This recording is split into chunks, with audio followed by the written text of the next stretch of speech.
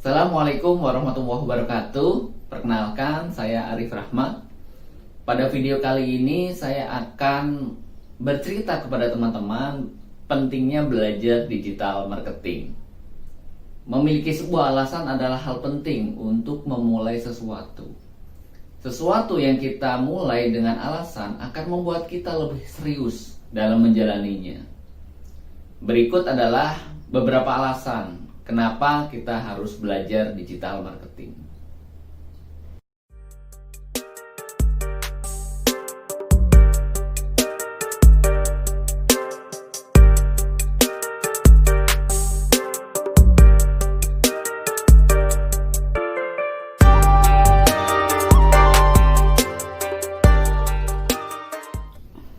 Oke, yang pertama, tuntutan zaman.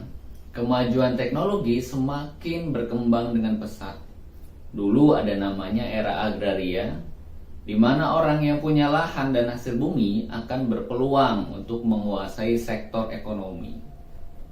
Kemudian di abad 19 ada namanya era industri, di mana orang yang memiliki mesin-mesin produksi, dia akan menguasai perekonomian.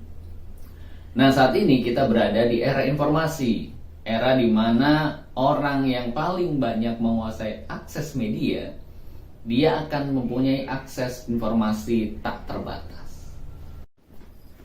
Di era ini muncul keunikan yang belum pernah terjadi di era sebelumnya, di mana ada orang yang mudah terkenal dengan modal satu video saja.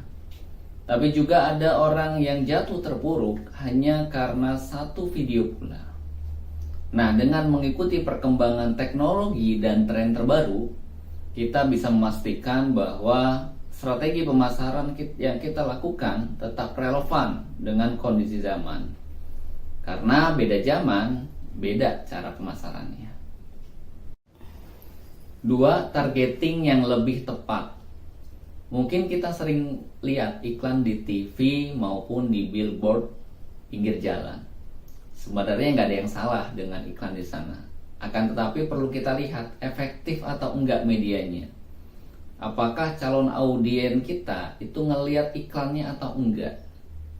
Kalau audien kita adalah anak-anak ABG, nggak perlu juga mak-mak lihat iklannya. Begitu juga kalau kita ngiklan pembalut, nggak perlu juga iklan itu dilihat oleh bapak-bapak. Melalui digital marketing, kita bisa menargetkan audien kita secara lebih akurat. Berdasarkan umur, jenis kelamin, domisili, bahkan sampai ke minat, perilaku, dan preferensi mereka. Sehingga biaya yang kita keluarkan bisa disesuaikan dengan budget yang kita miliki, dengan hasil yang lebih baik sesuai dengan target market audien yang kita inginkan. Yang ketiga, terukur secara angka.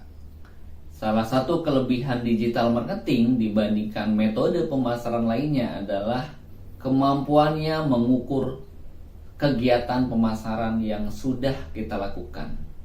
Kita bisa melihat metrik seperti jumlah pengunjung, tingkat konversi, bahkan ROI dengan sangat mudah. Kita juga bisa melakukan analisa untuk mengoptimalkan strategi pemasaran yang sudah kita lakukan. Kalau nggak efektif, ya jangan dilanjut. Kalau hasilnya bagus, kita naikin budgetnya. Semua ada ukuran dan angkanya. Nah, hal ini yang nggak kita dapatkan ketika kita pasang spanduk, sebar brosur, atau pasang iklan billboard pinggir jalan. Yang keempat, semua perusahaan butuh. Siapa sih yang nggak butuh marketing? Semua perusahaan butuh marketing. Ujung tombak perusahaan ada di sales. Dan sales berasal dari marketing. Ketika kita belajar digital marketing, berarti kita membuka peluang untuk berkarir di bidang yang dibutuhkan oleh semua perusahaan di Indonesia.